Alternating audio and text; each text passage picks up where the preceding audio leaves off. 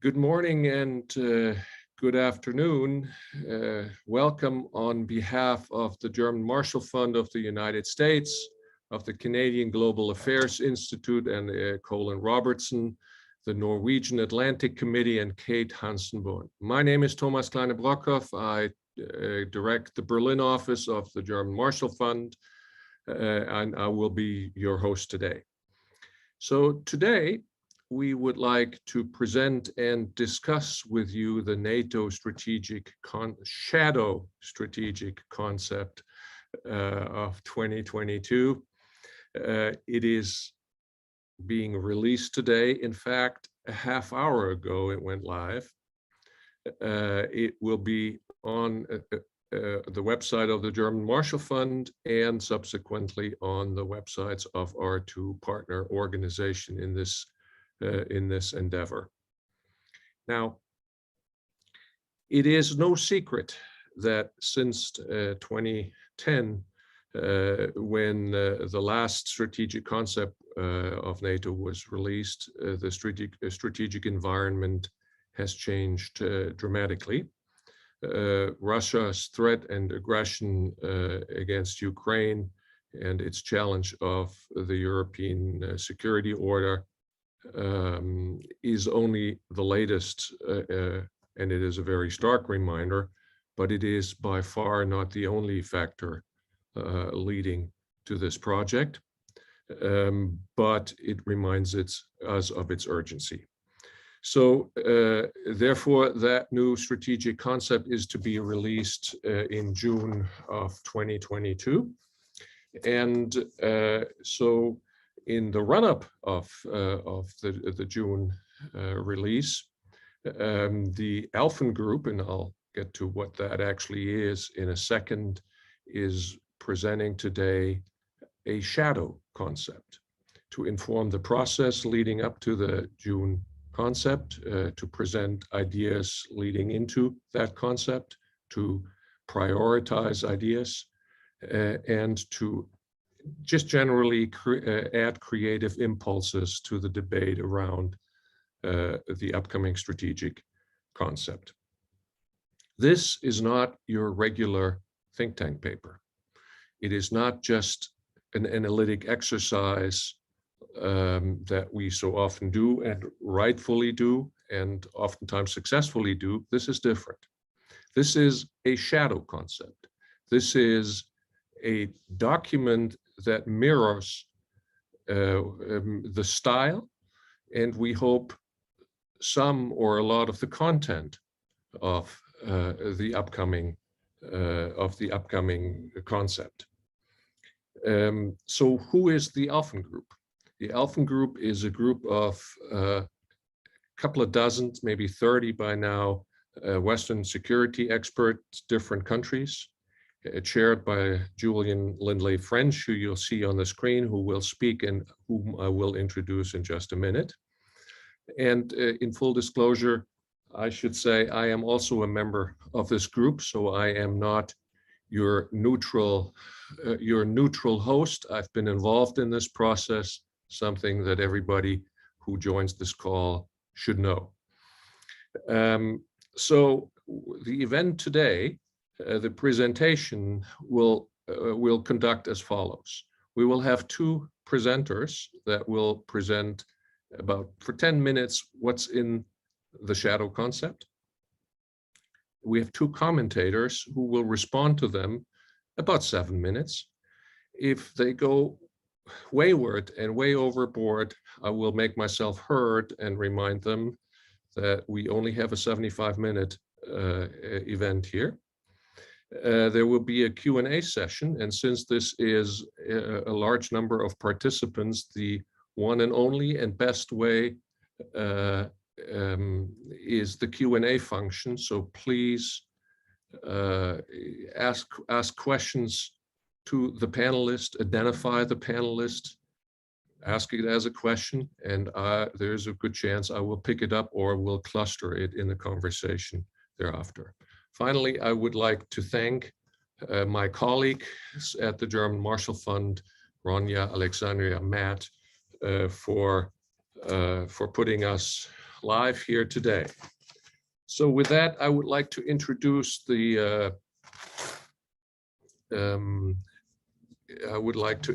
our speakers. First of all, Julian Lindley-French, Senior Fellow at the Institute for Statecraft in London, has many titles and many affiliations. Importantly, he's the Eisenhower Professor for Defense Strategy at the Netherlands Defense Academy. I would be remiss if I didn't mention that he has a new book out, Future War and Defense of Europe, together with two generals, John Allen and Ben Hodges. And he's the chairman, as I mentioned, of the Alphen Group and the key drafter of this report, being helped greatly by a number of others, amongst them Sandy Vershbow, distinguished fellow at the Atlantic Council, many of us know him as the Deputy Secretary General of NATO from 2012 to 2016. So he's been through a bit of Russian incursion in Ukraine himself. He also was an ambassador to Russia, to Korea, and to NATO. Welcome, Sandy. Then Kimberly Kagan, and I'm allowed to call her Kim, as she told me before, founder, president of the Institute of the Study of War, military historian, taught at the U.S. Military Academy at West Point, at Yale, Georgetown, American University, and has conducted strategic reviews for theater commanders in Iraq. Welcome, Kim.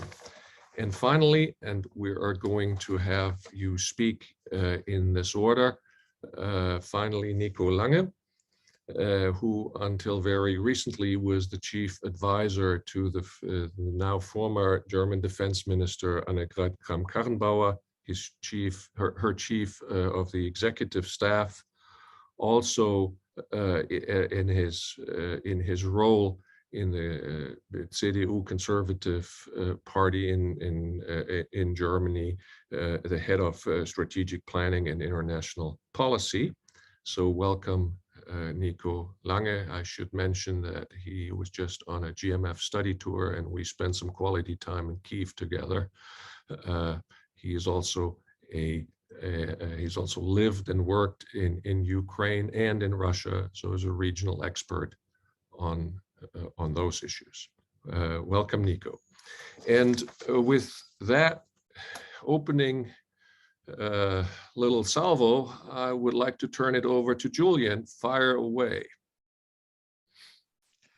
Thank you, Thomas, and good afternoon, everybody. Let me first begin by thanking you and your wonderful team, as well as the Norwegian Atlantic Commission and the Canadian Global Affairs Institute for supporting the Alphen Group so wonderfully during this process and making this event possible. We all very much appreciate your efforts. Let me first begin by giving you two quotes from the tag Shadow NATO Strategic Concept. Quote 1, Strategic Concept 2022 is a politico-strategic vision, not a military strategic concept. But any such vision must be based on effective military power. Therefore, its primary focus is on identifying the principles, parameters, and guidance necessary for the development of the right policies, strategic operational planning, and force structure and capabilities. This includes improved transatlantic burden sharing and the creation by 2030 of a more balanced alliance in which the European allies produce a sufficiency of capabilities and enablers for them to take more responsibility alongside the United States for collective defense and as credible first responders in the event of crises and emergencies, end quote. Quote 2, Strategic Concept 2022 builds on the NATO 2030 agenda by making the alliance both more effective and more efficient through greater political cohesion, the improved readiness, capability and capacity of allied armed forces, enhanced resilience, more equitable burden sharing, a reinforced NATO-EU relationship, which we believe to be vital, and strengthened function-driven partnerships. Better NATO preparedness to meet the threats posed by emerging and disruptive technologies, both to the functioning of our open democratic societies and in the future battle space, is also central to Strategic Concept 2022. When we decided to undertake this project, we wanted to highlight the main issues NATO must address and the tests the forthcoming real strategic concept must pass. To that end, the TAG Shadow NATO Strategic Concept operationalizes NATO 2030 in light of the threats the alliance must engage going forward and the strategic environment with which it must contend if it is to remain credible in its core missions.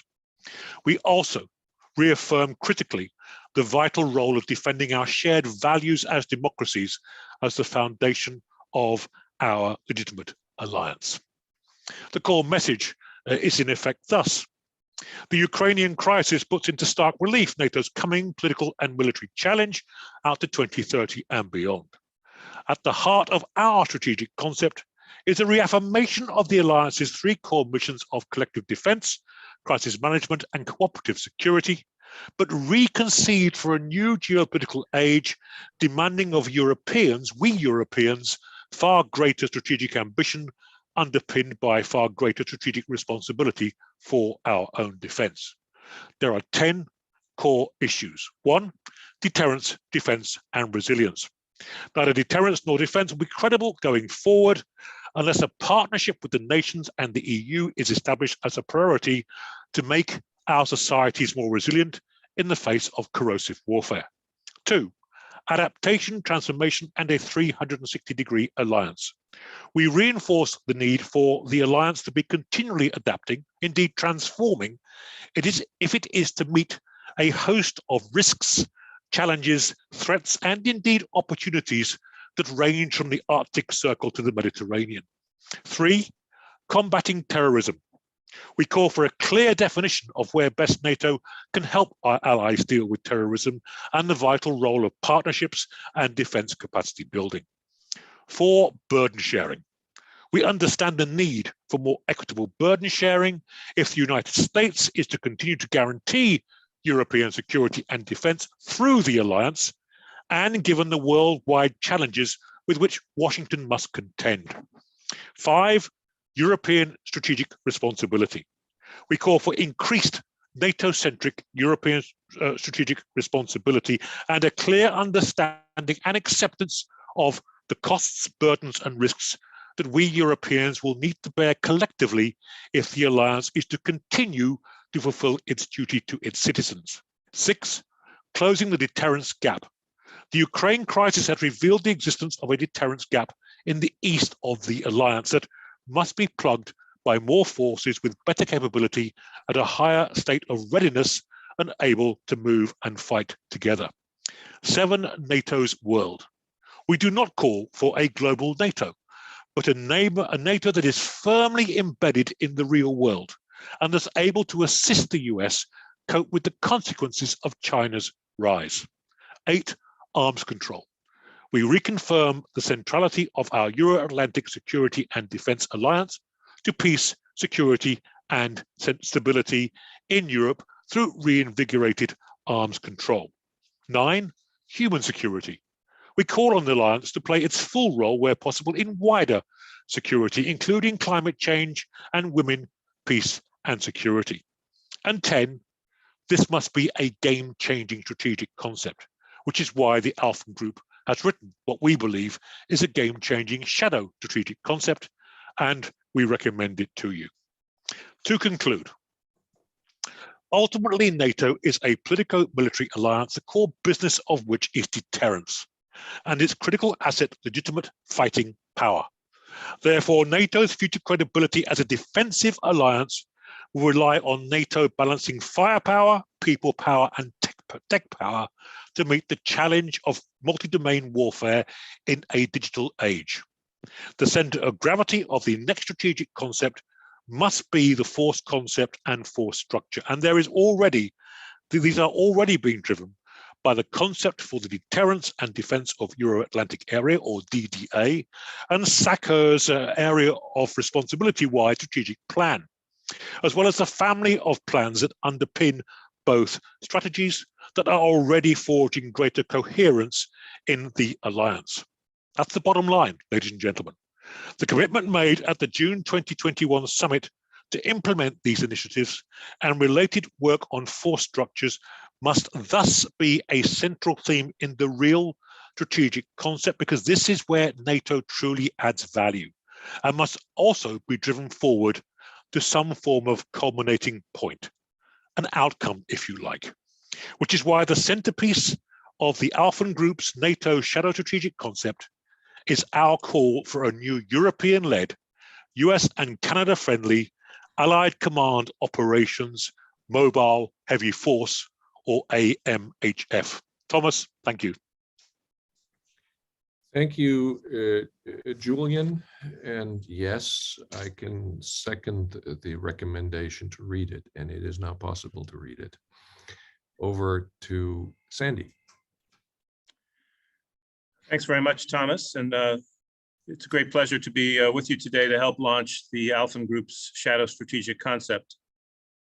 I have the dubious honor of having been involved in all three of the previous post-Cold War strategic concepts in my early assignments at NATO in 91 and 99, and again in 2010 when I was working at the Pentagon. And I'm glad to have the chance to shape the new one, at least vicariously, thanks to Julian's initiative, and thanks to our three sponsors for making this possible. The 2022 edition of the strategic concept will be the most challenging yet, given the unprecedented complexity of the security environment that NATO now faces. Our shadow strategic concept tries to address multiple new threats: systemic rivalry with China, climate change, and emerging disruptive technologies, along with internal challenges to NATO's cohesion and decision-making. As Julian said, for NATO to succeed in dealing with all these formidable challenges, the new strategic concept needs to be a game changer. Now, that said, the strategic concept's value will be judged primarily on how well it prepares the alliance to deal with the old threat.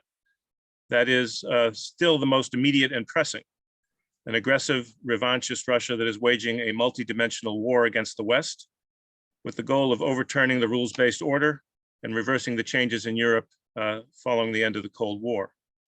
An effort that would take Europe back to the days of spheres of influence.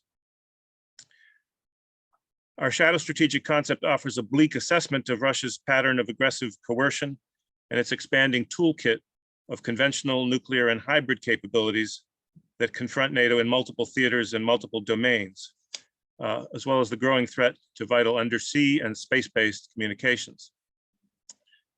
The document reaffirms the two-track approach of deterrence and dialogue that NATO adopted after 2014, and pledges to uphold the NATO-Russia Founding Act, although I have to say this is a commitment that may need to be reevaluated between now and the Madrid summit if Russia continues to violate this and other post-Cold War agreements, as it's doing in the crisis with Ukraine. Now, our main recommendations on Russia focus on strengthening defense and deterrence and keeping pace with the changing nature of war as we describe it in the shadow strategic concept. Especially relevant today is the recommendation to expand NATO's forward presence beyond what was decided in 2016 into a more robust, continuous forward presence from Estonia to Turkey. NATO may need to get started on this even before Madrid in light of Russia's new normal of provocative behavior along NATO's borders. The shadow strategic concept also reaffirms NATO's commitment to arms control and disarmament, which is taking on renewed importance as a means of de-escalating or trying to de-escalate the current confrontation over Ukraine, and to manage the strategic competition with Russia over the long term. Now, on Ukraine, where the rules-based order is under the direct assault, we suggest a more proactive, strategy-driven approach to NATO partnerships, including a Ukraine deterrence initiative. That would make it a strategic priority for the alliance to do everything possible short of an Article 5 guarantee, to help Ukraine and other partners that are threatened by Moscow to defend themselves and deter aggression. This Ukraine Deterrence Initiative could be an extension of the Enhanced Opportunity Partners Program at a time when NATO membership for Ukraine is clearly not on the agenda. The Shadow Strategic Concept also highlights the growing importance of NATO's partnerships with Finland and Sweden, as well as the need to expand NATO's engagement with democratic nations from the Indo-Pacific region, building on our shared interest in bolstering the rules-based international order against China and Russia. And we also suggest that we engage with China. It's not an adversary in the same sense as Russia, by establishing a NATO-China Council. Now, China is also relevant to a second area where our Shadow Strategic Concept calls for a departure from the status quo. As Julian outlined in his overview, we argue that the new strategic concept must commit the alliance to a step change in the balance of responsibility between the United States and the European members of the alliance, to include Canada as well. Now, this is now a strategic, this is no longer just a matter of overcoming longstanding disputes over burden sharing and defense spending between the United States and Europe. It's now a strategic necessity because the rise of China as a strategic competitor creates a US need to shift its strategic focus to the Indo-Pacific region. And in these circumstances, NATO can no longer afford its excessive reliance on the United States, either for collective defense or for crisis management and cooperative security missions beyond Europe's borders. Clearly, in an Article 5 contingency with Russia in the Baltic or Black Sea regions, the United States may not always be able to deploy adequate reinforcements to Europe because of competing demands on its forces in the Indo-Pacific. So European allies will need to be able to pick up most of the slack. Now, similarly, resource constraints and shifting priorities may also lead the US to limit its involvement in the Middle East, Africa, and South Asia, or at least to be more selective in when and where it engages. And that means that the United States will increasingly look to the European allies and to the European Union to shoulder more of the burden for crisis management and partner capacity building in their own neighborhood. So all of these factors, in our view, argue for a strategic turn toward a more balanced transatlantic partnership in which Europe assumes greater strategic responsibility, backed by full spectrum capabilities and enablers that would make such a rebalancing possible. And that's why we recommend a military level of ambition under which the European allies plus Canada would agree to invest sufficient resources to meet at least 50% of NATO's minimum capability requirements by the end of the decade. This would need to include fully usable forces, as well as the strategic enablers required for the European allies to conduct multiple large-scale and smaller-scale operations, whether they're within NATO or conducted autonomously within the European Union's CSDP framework. Now, ideally, these forces and capabilities should be consolidated into a single pool of European forces supported by the requisite force structures, able to act as a multi-domain, multi-purpose, high-end first responder force, fully interoperable with US forces, which, as Julian said, we call in our Shadow Strategic Concept, the Allied Command Operations Mobile Heavy Force. Allies' agreement to this higher level of ambition would enable NATO to get past ideological debates about the meaning of strategic autonomy and focus on a more equitable division of labor, an enhanced European role in collective defense alongside the United States, and a first responder role in crisis management in and around NATO's neighborhood. Finally, let me just reinforce a core message of our Shadow Strategic Concept, namely that the Alliance should maintain the 3 core tasks established in the 2010 Strategic Concept, collective defense, crisis management, and cooperative security. But we further recommend establishing a new priority of enhanced resilience to cover the full spectrum of challenges and risks to our societies and to our armed forces. Resilience, which some people suggest should be a 4th core task, we see as cutting across all 3 and we don't suggest a change in that regard.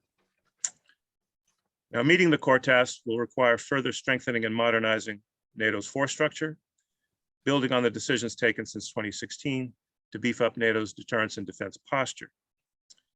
NATO's multi-domain force architecture must ensure that the right forces are in the right place at the right time, and this requires creating a culture of readiness through the full implementation of the NATO Readiness Initiative beyond its headline 430s elements. And it means also ensuring full military mobility across Europe and safe transit across the increasingly contested North Atlantic. So we hope that our shadow strategic concept will inspire the drafters of the real one. We're just getting to work on drafting the real thing. And I look forward to the reactions of our guests and to our audience. Thanks very much. Thank you, Sandy. And the first question is whether this inspired our respondents or made them look at this in a more critical view. So I'm going to turn it right over to Kim Kagan for her first reaction to what she has heard, and by the way, has been able to read beforehand. Thank you very, very much for the opportunity to speak with you today, and congratulations to the Alphen Group for completing an important document in this shadow concept. It is well written and well worth reading. And so I do commend it to all in the audience as an important layout of what NATO can become. What I think is most important to talk about here and now are not only the good ideas that the authors, including Julian and Sandy, have put forth, but with this incredible audience here, the urgency of the undertaking that NATO faces. Because in many respects, 2030 is not soon enough. NATO must change now, and NATO has lost the luxury of time. It must break the inertia that makes change by 2030 seem fast, because in fact, in many respects, the challenges of that we think that we will face in 2030 are really the challenges that we face right now. And over the last 30 years, NATO has operated in a world in which there was no significant Russian conventional military threat. There was some conventional military threat, as we saw, and as we have been seeing since 2014, indeed since 2008 and other times. But that world of 30 years ago is 30 years old. And it is not the world that we live in right now in 2022. NATO's strategic concept in 2010, which of course was an incredibly important document, didn't prepare us for 2014. It contained within it, of course, very important ideas that the alliance has undertaken and undertaken to effect. But I think the question that we need to ask now that really emerges from the intersection of the publication of the shadow strategic concept and its collision with the strategic environment that exists on February 3rd, 2022, is if everything that the authors of this shadow concept recommend, or indeed everything that will appear in the forthcoming concept, were actually completed and implemented right now, would it suffice to counter Russia's mobilization against the NATO alliance right now?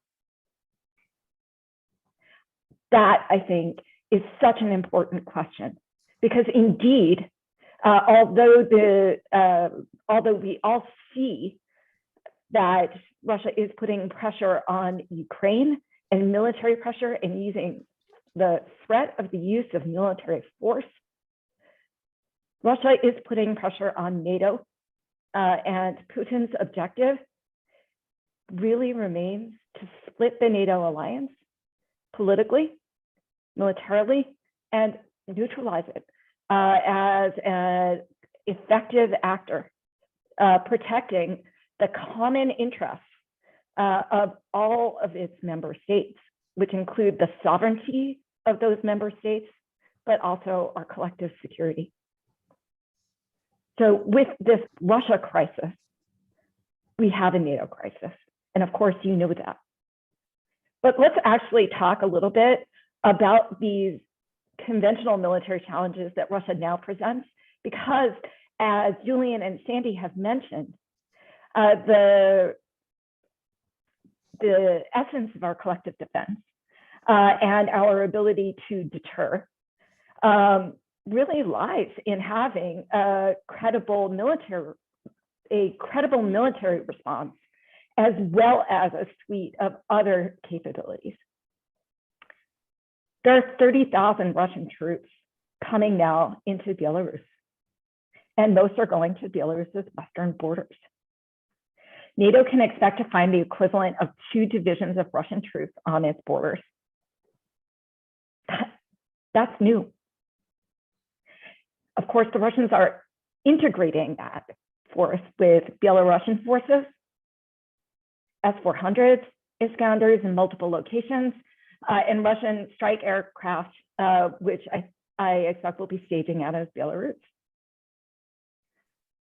That changes the time-space relationship for the challenges that Russia poses. It means that Russia can act with more force faster against more of us and against our own collective responsibility. So in 2030, we must actually contemplate a geopolitical and geostrategic situation that we do not want. How are we going to defend the Baltic states? Will Russia be threatening Poland by 2030? How do we stop Russia from turning the Black Sea into a Russian lake or the Baltic Sea thereafter? And how do we deal with the hybrid warfare that Russia is conducting that goes from pure information campaigns all the way through and up to major conventional war, perhaps with the use of nuclear weapons? That's our challenge now. And so the time in which NATO needs to modernize is now. The threat that it needs to face does include its traditional purpose.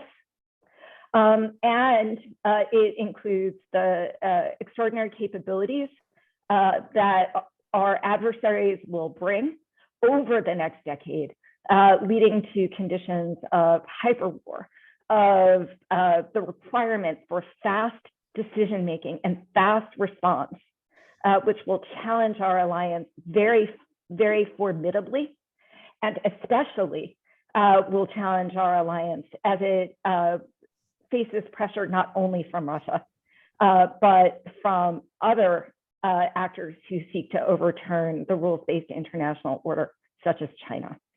So I want to encourage you to read the 2030 Shadow Strategic Concept, and I would encourage you to think about how we can make this concept valid, valuable, and executable, not in 2030, but as soon as possible. And 2022 would be a great time. Thank you. Thank you, Kim. I think this was a pretty strong message of urgency that raises a number of questions that I think I will put to our authors in a minute, but we'll do so only after we've heard from Nico Lange. Nico. Thank you, Thomas. and congratulations to Julian, Sandy, Thomas, and all the other authors in the Alphen group for producing this shadow strategic concept. I hope it will be read by many who are drafting and deciding the strategic concept of NATO during the next months. And thank you for the opportunity to share a few first reflections on the paper. I will try to avoid redundancy being the fourth speaker, and will focus on two highlights and 3 points that I want to put up for discussion. A point that was not mentioned yet, but I think that is worth highlighting. I was pleased to read very early in the paper about the institutionalist perspective as NATO, as the vital transatlantic forum for discussing security matters. This seems to me a very important point, especially in a time where the United States are having their strategic reviews of their own, where NATO member states are having strategic reviews on foreign security and defense, and where the European Union for the first time is on the way to develop a first attempt at a strategic concept with a strategic compass in the future, and to have all member states of NATO recommitted to NATO as the forum for an institutionalized transatlantic exchange seems also be very valuable in the time where we have seen NATO being questioned more fundamentally between 2010 and 2020 than in decades before, even on the top level in some NATO member states.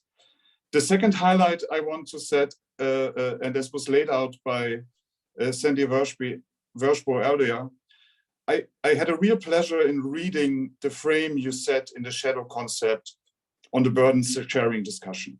I find this very meaningful to frame this as a European strategic responsibility, also in comparison to other terms that are out there. And if the European pillar within NATO, with this strategic concept, could be committed to take over the responsibility to be a first responder in the immediate neighborhood of the European NATO members, and to be able to have high-end security and crisis management in the immediate neighborhood of the European members of NATO, I think this would be a huge step forward in the discussion on European capabilities and the European members within NATO.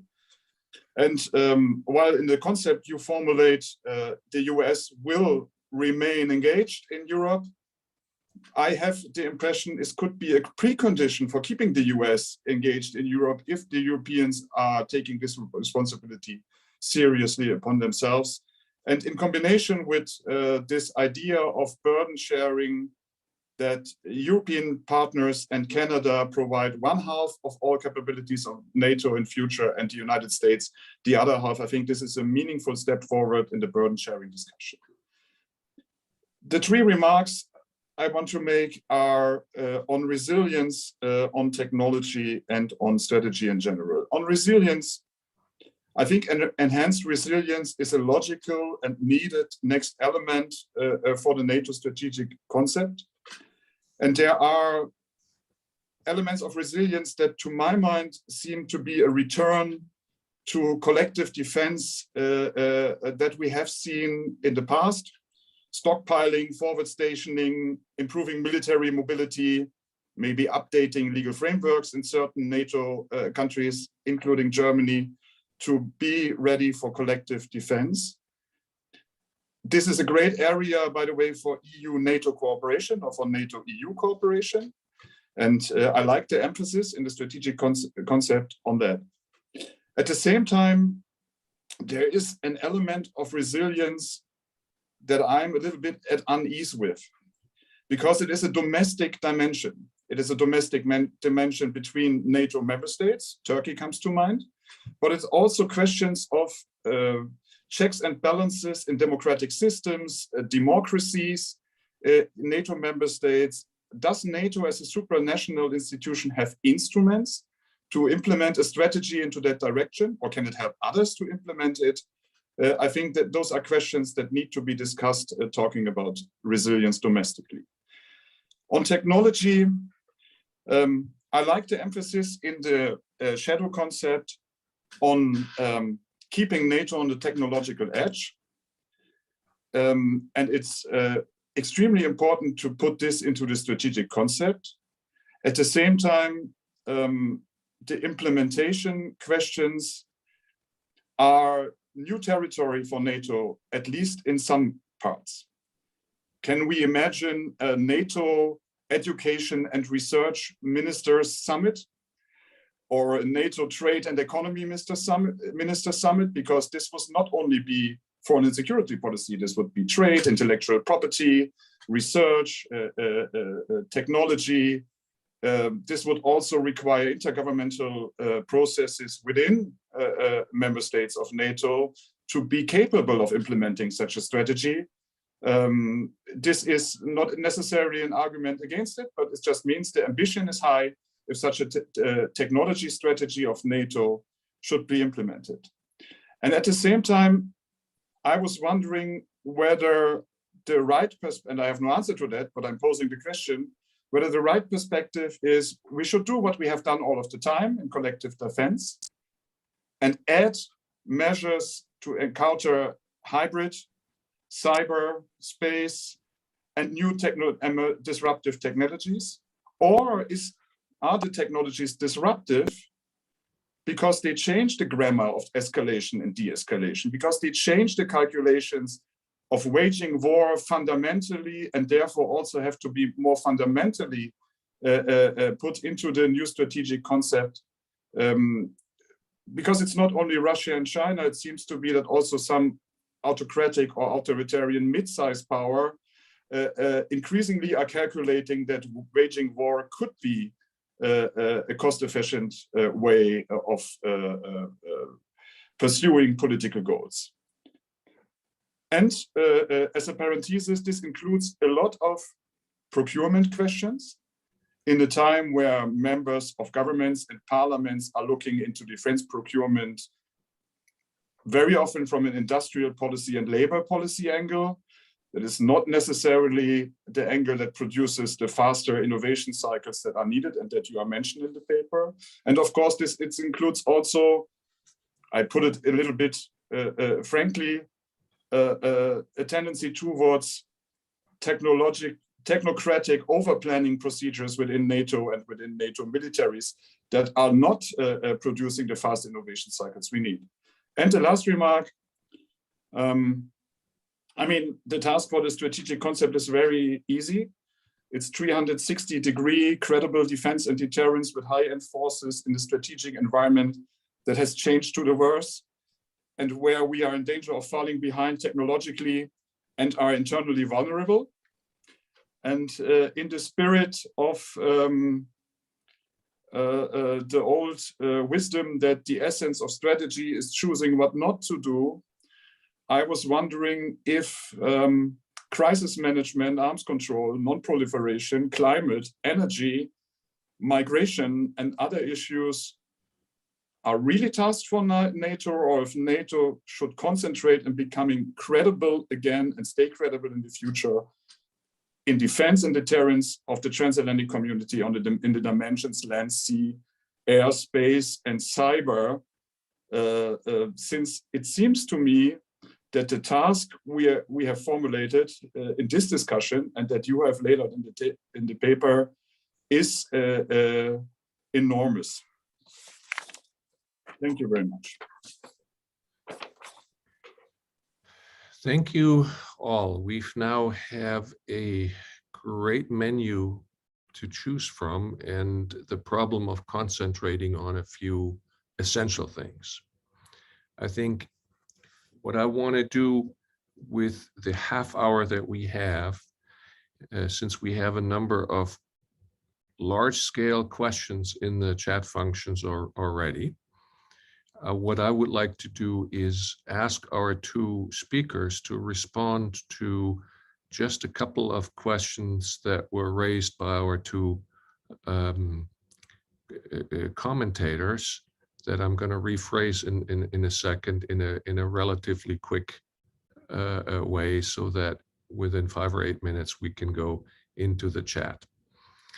So the question I think that Kim raised was the question of urgency, and is what we read in this this concept ambitious enough? We have so my ears were ringing when she said NATO has lost the luxury of time. The Belarus situation has changed the time and space relationship. Is what we're dealing with, what we're projecting for 2030, should that be here today? So strategic environment plus political realism, where does that take you? And Sandy, Julian, how would you respond to that? That would be the first cluster. And the second is, so that Nico put three interesting elements of questions to you. You might want to choose from them. I would want to just sort of focus them. The tech question, can it be implemented, or will it end in technocratic over-planning, NATO technocratic over-planning? Should we not, I mean, one of the advantages of this shadow concept is its comprehensive nature. What Nico is saying, shouldn't we be concentrated more? Those two maybe. Sandy, Julian, want to go first? Sandy, do you want to take the first shot of that? Okay. Thanks very much. We wanted to hear these kinds of questions and criticisms. Yeah. I would say to Kim, of course, you're absolutely right. And with the unfolding crisis along Ukraine's borders, with the deployments of forces in Belarus, which may become permanent, with the potential even deployment of nuclear capabilities with those Russian forces, this situation is evolving in a much more dangerous direction, even as we speak. I would say, on one hand, because NATO isn't starting from scratch, even though the 2010 strategic concept became completely out of date when the Russians invaded Ukraine in 2014, NATO has been working to redefine the strategy and the threat assessment de facto through the decisions being taken to strengthen deterrence and defense, starting at the Wales summit, but moving through the 2016, 2018, and 2021 summits. So we're not starting from scratch. At the same time, what we recommend is certainly a risky approach that I, as I said, see a strategic necessity, not just a nice to have, that the European members of the alliance contribute even more, including high-end capabilities, so that they can do a larger part of the collective defense mission, and take over the first responder role in crisis management, which is, we can be selective there, but we can't be selective in dealing with the Russians. And of course, previous efforts at stronger European defense have disappointed, to put it diplomatically. And Europe seems, if anything, demoralized in the current environment. I was at a dinner in Paris the other night in which a former French ambassador said, Putin has killed European defense. Europe needs to kind of pull up its socks and get serious about it, which will mean spending more money. But I think, you know, the NATO strategy is evolving quickly. The commanders have come up with these deterrence and force concepts, warfighting concepts, but it's going to take a Herculean effort to implement them. And I agree that we have to have more of a sense of urgency in the real strategic concept, or we're going to be playing catch-up ball vis-a-vis the Russians here and now, and not have that luxury of time that you warned us about. So hopefully the realities of that are already sinking in. We're seeing the U.S. as it did in 2014, taking unilateral steps to kind of motivate the rest of the alliance with the ongoing deployments to the eastern flank, which are stopgaps. They're not the permanent solution, but it shows a readiness to recognize that what has gone before since 2014 is only a starting point. We need an approach that is going to be much more focused on what is going to be a standing, permanent, multi-dimensional threat from the Russians on a daily basis. And while we may hope that diplomacy can de-escalate the immediate crisis, Putin is not going to give up his revisionist ambitions for the sake of a few arms control agreements. Anyway, I'll stop there. Thank you, Sandy. I'll jump in if I may. Dealing with the issue of urgency, yeah, Kim, you're right. But this is a minimum set of standards as far as we as a group are concerned. If the alliance can't meet this set of objectives, then we're in trouble. And implicit all the way through the discussions was a need for European leaders, particularly Western European leaders, to get over their almost a mindset problem, a denial problem that the worst, the bad can never happen. I mean, what we're watching is it can. I mean, look at today. We've had the Divide and Impera initiative by Moscow to, rather than talk about NATO, to talk to each individual European country, where the objective is very, very clear. The other issue driving us was, how do you balance the broad spectrum of missions? Yes, Nico's point is right, that NATO is the ultimate warfighter as the core of its deterrent posture. But NATO's expertise, the force planning, the defense planning, all those standardization efforts over 70 plus years means that it must cover the full spectrum. And a real challenge inside the concept was, where is NATO in the lead and where are the nations in the lead with NATO behind it? And that's going to require a new concept of partnership. And I'll go as far as to say the next 70 years, the next 10 years will see the equivalent of 70 past years of mainly civilian-led technology enter the battle space. And NATO's really got to grip that mentally as a concept. But it can only do that if the nations let it. And if the concept is yet another, what I would regard as exercise as placing political cohesion as a public good in its own right at any cost, even if that means a lack of effectiveness, then I think there is a danger to NATO from that. And the danger is that countries like Sandy's, and perhaps my own, particularly in the naval domain, would simply step outside the institutional framework, because we cannot make this alliance work to our ends. I think that would be a tragedy myself. I believe in the institutionalization of European security because it prevents extreme state behavior. But we've also got to be effective. And the Americans will need effective allies and partners to be credible. And that's why, in a sense, the defense industrial challenge that Nico touches upon is vital.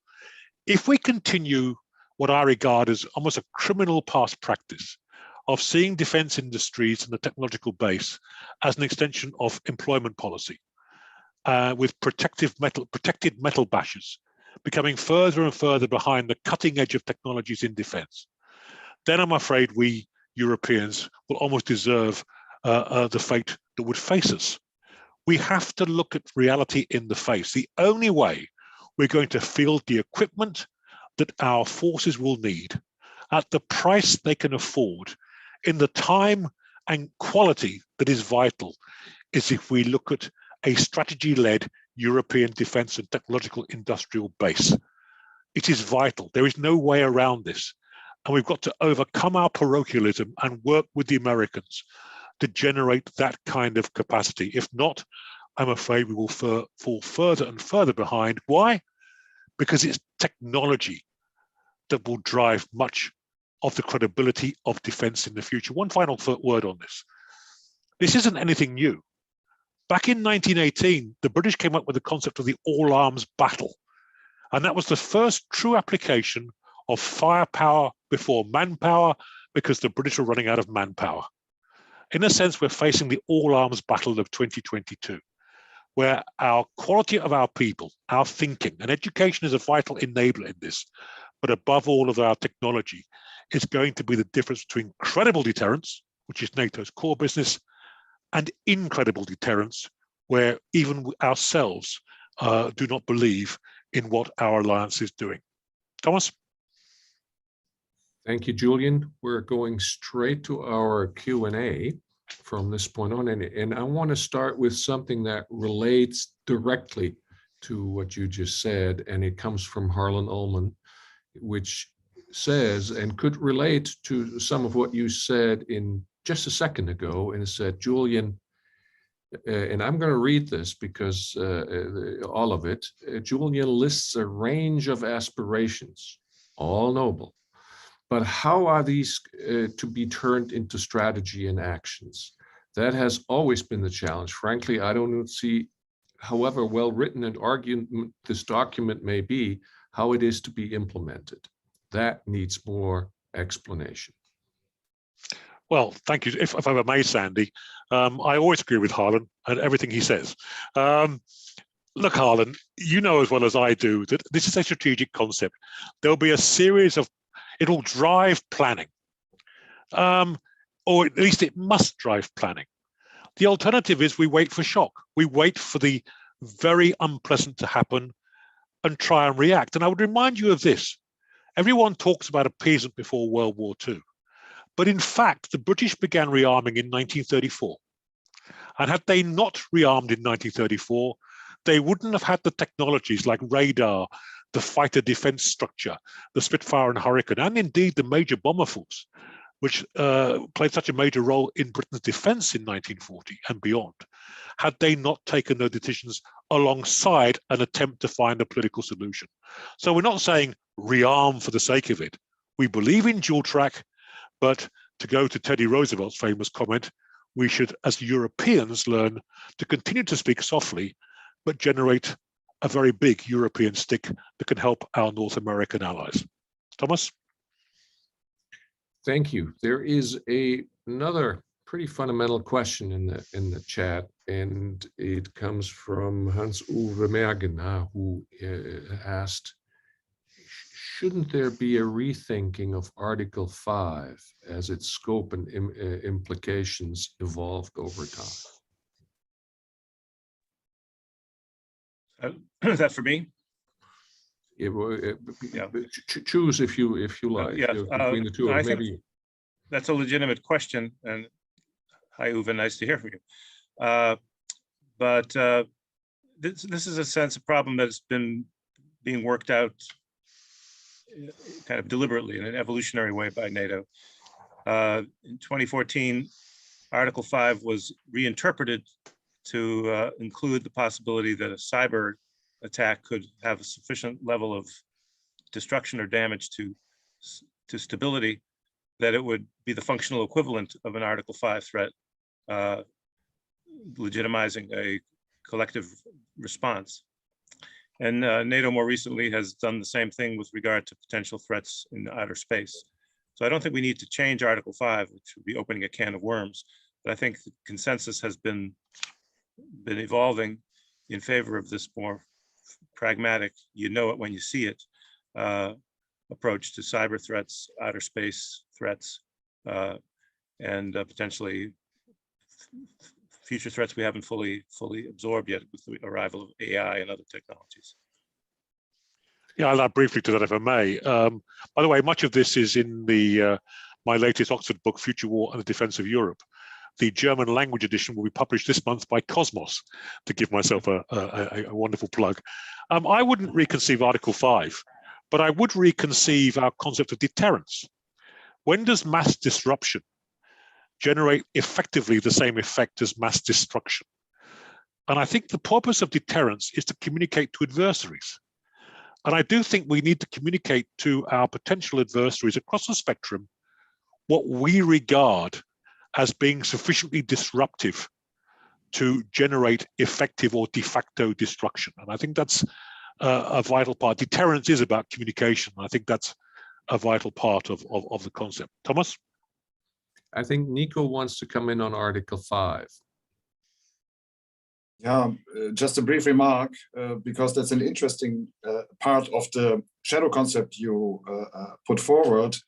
And it has been mentioned by Secretary General Stoltenberg a few times that cyber attacks could lead to Article 5.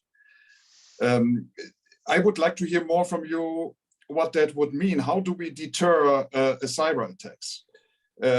By offensive cyber capabilities, by using other credible deterrents?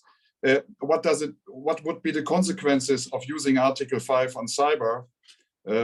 If you could elaborate on that a little bit more, that would be helpful. If I jump in that first, Sandy, are you happy with that? Yep. I'll have a go at that. Well, first, what's likely to happen is hybrid cyber and indeed hyperwar will be used together. There'll be no neat packages.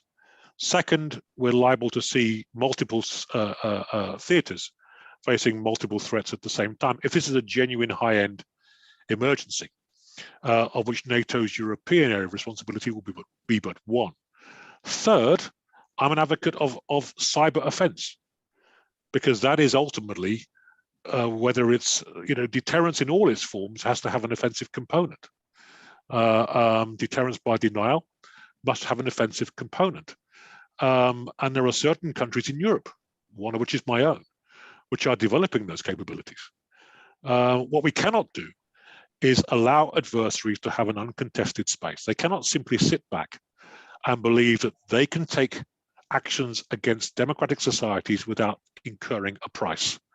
And we as an alliance need to be in that business. Thomas? Thank you. I want to go back. I agree with that, and I would just add that we don't want to restrict ourselves. Go ahead, Sandy. Yeah, I would say we don't want to restrict ourselves exclusively to responding in kind. That may be one way we respond. There may be situations where, and we should make this both clear and ambiguous at the same time in our declaratory policy, that we reserve the right to respond kinetically to cyber attacks, particularly if they are causing significant destruction of critical infrastructure or deaths of our population. Basically, it would be the equivalent of an armed attack, and we could respond with the force of arms. Okay, let's go back to our Q&A. And I want to come back to a three-part question from Dan Conklin, who asks where to base the heavy force that the shadow concept talks about, how to respond to gray zone conflicts, and how to asymmetrically respond to an asymmetrically acting Russia. If I may take the first part of that, Thomas, and thanks, Don. Great question as always, and great to hear from you. Look, it would need to be stationed somewhere south of Warsaw, because there is a deterrence gap between Szczecin, where multiple the northern MNC Northeast is based, which is meant to be NATO's unblinking eye, as Phil Breedlove called it, looking at NATO's eastern flank. So it would need to plug that 1,500-kilometer gap between MNC Northeast, Multinational Corps Northeast headquarters, and the enhanced forward presence, or what we call comprehensive forward presence, because that would be a strong message of deterrence. Now, if Russia complains about that, well, the response would be, well, Russia, your behavior has triggered this, and therefore this is simply a consequence of your behavior. So you have no right to complain. The current estimates of a few thousand NATO troops being sent into the area compare with well over 120,000 Russian troops being moved in from their side. So it's a question of proportion. Proportionality is always important. What do we do in the immediate future? We move HQ Allied Rapid Reaction Corps from Innsworth in Gloucestershire, because it's the most capable NATO deployable corps, to that new headquarters somewhere near Warsaw. It's reinforced by a US corps, and then that becomes a development headquarters for the future Allied mobile heavy force. I hope that answers your question, Don. Jakub Godzimirski is asking about energy security, which is mentioned in the report, how to cope with NATO's energy dependence on Russia. That is the main challenge and the main energy supplier to European members. Maybe, Sandy, you want to start on this one? Yeah, I think this is an area where NATO largely has both a supporting role and at the same time can be forum for raising consciousness, raising awareness through intelligence exchanges. But NATO isn't a policy-making or decision-making body to set European policies on reducing dependence on Russian energy. But it is a factor in going forward in the nature of the threats we face. So I think expanding consultations within the alliance on energy security, something we've been trying to do for decades, should be given higher priority, even if NATO isn't the decision maker in this field. My personal view is that if we need more realism in Europe on defense, we need more realism in Europe on energy security. The idea that we're going to achieve net zero by 2050 by effectively becoming part of the Russian Federation, because we're scrapping all our other forms of energy generation. I think of Germany's decision to scrap its nuclear power stations while Britain is actually building new nuclear power stations. Whilst we have large amounts of gas under Northern England, huge amounts, which could be fracked as a transitional energy source to lessen our reliance on aggressive powers like Russia, whilst we still move towards renewables. But to simply set an arbitrary objective and then start cutting our own sources of energy to achieve that, and that the consequence is greater reliance on an unreliable partner like Russia, strikes me as strategic illiteracy of the worst kind. Thomas? Strategic illiteracy of the worst kind. Can you quote you with that? Please do. Please do. Okay, Claude Zanardi wants to know more about the concept that this shadow concept includes about NATO and EU, the NATO-EU relationship, and wants you to elaborate more on it. I'm guessing that might be Julian. Thank you, Thomas. Yes, as a committed European, I think I should take that question. Look, this concept presupposes a deep and abiding strategic partnership between the alliance and the union, because the scale of offensive and defensive requirement requires transnational solutions and organization. Cyber has no border, information has no border. And because of that, we need to work as a collective block, if you like, and use our institutions to generate effect. And that will need a much deeper privileged or strategic partnership, whatever you want to call it, between the two institutions. Now, roughly that will mean, along the lines of what Nico said, that NATO will be the sword, in the sense of it will be the credible sword that is credible in the minds of anyone who would attack us. The EU in Europe would be the shield, in as much as it would work with the member states to help build regulatory and practical frameworks for enhanced civil defense. Because it's done this for 40 plus years. It's been that integrator of our regulatory frameworks, and to have an effective civil defense, which if we cannot protect our people, NATO's ability to project stabilizing deterring power will be critically undermined. And the Union has a vital role to play in this. And I think CSTP in particular. One point I would suggest we need to resolve. Stoltenberg said in November 2019 that 80% of all defensive power of Europe is now outside the European Union with Brexit. Outside NATO. Outside NATO, sorry. Well, I actually said outside the EU. Oh, you're correct. Sorry. Yeah, and we need to ensure that the third country arrangements, whereby these third countries can take part in EU flagged operations, and there'll be more of them because the EU flag is a very useful identity to put operations under during crises. They must be able to have a say over the shape of an operation if they are contributing major elements of it. And I can tell you in my conversation with London, we will not commit our forces unless we have a say over the shape of operations. And as you know, we can commit very considerable forces and even more so in the coming future. Sandy. Yeah, I agree with all that. And I think there has to be a political decision that sticks inside the European Union to coordinate all this through NATO with the NATO defense planning process.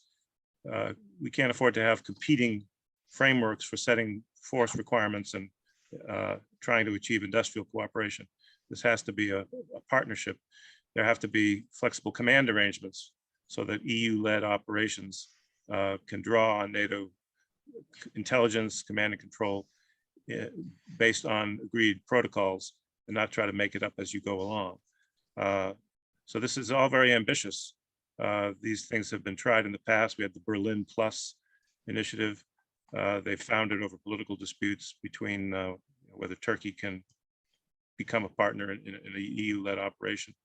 But unless we address these political issues, this isn't going to work. Yeah. Okay, so we have 4 minutes to go. I have one question that is a clarifying question from the chat that I would like to put to Julian. We will have to forego a set of interesting questions pertaining to how to operationalize some of the wider ranging issues. Climate, there's a couple of climate questions here on cyber, on space, on Arctic. We can't get that done in our time space because I would like to give the last words to Kim and Nico to sum up what they have heard in this conversation, whether that changes their perspective on what they've initially read and how they would how they would sum up and comment on the conversation that we have had. So the question in the chat is on the stationing south of Warsaw, how to sort that out with agreements concluded with Russia after the 1990s. I assume that the NATO-Russia Founding Act that is being referred to here, Julian. Thank you. Well, Sandy might want to comment on this as well, but briefly, there was no formal agreement. There was almost like so dare I say it, a gentleman's agreement that it wouldn't happen as long as Russia didn't take aggressive actions. Russia has now taken aggressive actions. Whether they keep pushing this idea that there's a firm agreement, there wasn't. And even if there was, should we say, an implicit agreement, their own actions in Crimea and elsewhere have negated any sway they have over the choices this NATO must make to defend its members. So whatever we need to do to deter and defend as an alliance, we have every right to do within the framework of NATO territory. Last words to Kim and Nico. And Nico, I would specifically, when you got the very last word, maybe to respond to Julian's statement about his perception of the NATO-Russia Founding Act and how that would play with a German perception here. Kim, fire away. Thank you so much. And again, congratulations to Julian and to Sandy. Do read their truly excellent report here, their Shadow Strategic Concept. I think that they have published at a time that really brings into focus the requirements that face the NATO alliance. And the requirements will grow. They will not shrink. They will not go away. And I think the document that they have put forth and so wonderfully described today makes an important case for change and an important case for change within Europe. And I want to say thank you for doing that. I think the Transatlantic Alliance is an amazing and wonderful institution, and it rests on the transatlantic component, the European component. And it is wonderful to see the emphasis that Julian and Sandy and their co-authors have placed on strengthening this partnership so that it is the equal partnership that is envisioned in NATO's founding and executed in NATO's future. So thank you. Over for last words of wisdom from Nico Lange. I'm not sure if I can provide or should provide words of wisdom. I also cannot give a legal perspective on NATO-Russia Founding Act or on 2+4 treaty with regards to Germany. But I will give a political answer to that one. As Julian said, a credible deterrence is about communications, and of course, comprehensive forward presence can also play a role in communication in order to deter. And my last remark would be coming back to the technology issue. It would, of course, be great to clarify, and it seems to be necessary to clarify what the deep transatlantic security relationship is. And there are excellent suggestions in the paper. If this could be accompanied by an initiative that in research and technology and industry, Europe and the US will solve, let's say, hypersonic and interfractal factual orbit bombardment and other technological issues where we have the difficulty that for the first time we have a tendency of falling behind. If we can solve this together as Europe and the US, I think that would be a really credible strategic addition to that. Yeah. That was what you said. It was going to be a word of wisdom at the end, I find, because of especially that major point that you made at the very end, Nico. I want to thank all participants in this launch event. I would like to thank our participants online. I would like to encourage you not only to read it, but also to circulate it, to circulate the ideas in it. I think I can speak for Sandy and for Julian and the group that they will be happy to receive, if you so think it is valuable, invitations to further circulate the concept in your respective circles. I think they would be happy to look at that. So thank you very much. And with that, have a good day. Thank you, Thomas. Thank you, Bye-bye. Thomas. Thank you all.